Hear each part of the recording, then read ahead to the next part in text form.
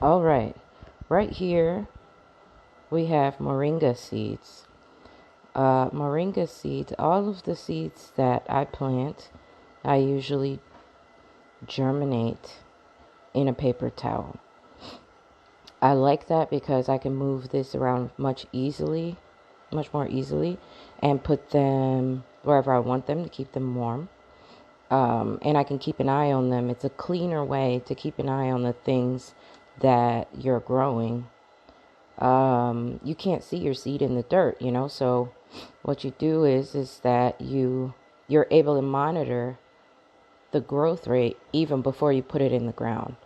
So I always germinate at least like 10 plus seeds. Then I take the strongest growers out of those seeds after the germination starts.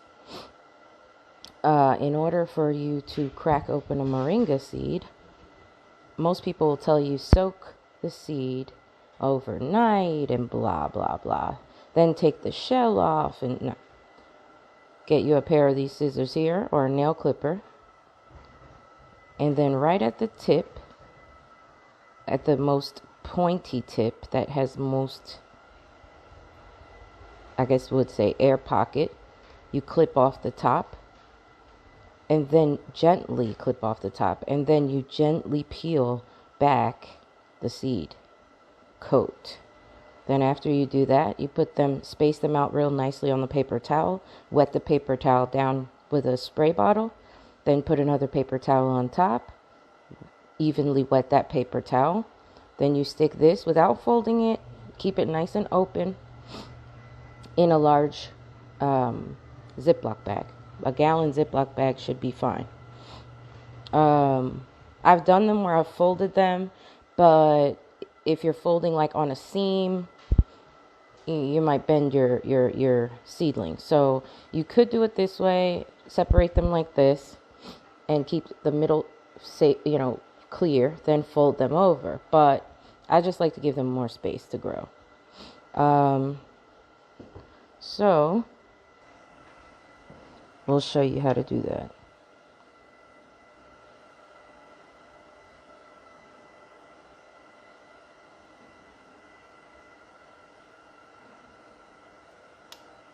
See that little crack?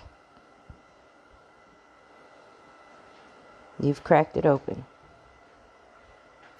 Now, you just gently, because it's a very delicate seed in the inside, gently pull it apart. It's easier to do this when it's dry because it'll crack and then pull apart, kind of how like nuts do when you're eating nuts. But when it's wet, it's softer, and then the shell tends to want to stick to the inner core of the seed. So this will take anywhere between 3 and 14 days. And you will have seedlings, and then you plant them accordingly. Most seeds like a temperature, like when you're germinating, most seeds like a temperature between 70 to 95 degrees in germination. Even if they have to go through a cold spell, some seeds require you to put them through a winterization process, but most seeds like about 70 to 90 degrees before they actually germinate and show any type of growth. This just is an easy step to take so that you can save on your soil, because as it germinates, it's taking nutrients.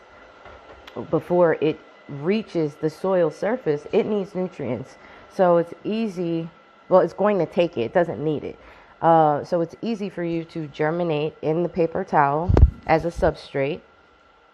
Pick out, which saves you a lot of time, because if they were in pots, you would then have to see, oh, well, who popped through the soil first? Now you can see whose shell, whose green started showing with right there in the napkin.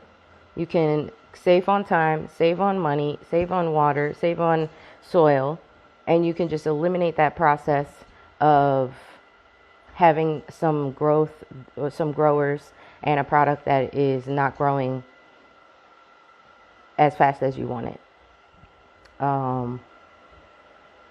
Now, I mean, I'm not going to say, oh, I kill all the all the ones that don't grow. I throw those out in the woods. Just because, hey, if they survive, they survive. It's another tree or another plant or whatever that's growing and helping the soil be less compacted.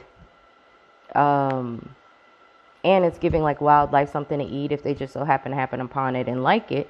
And then it's less likely that they're going to be tearing up your garden. So I definitely don't throw them out, but I won't put them in the areas where I put my high yield growing trees and plants. I keep those separate. But yeah, hopefully that helped.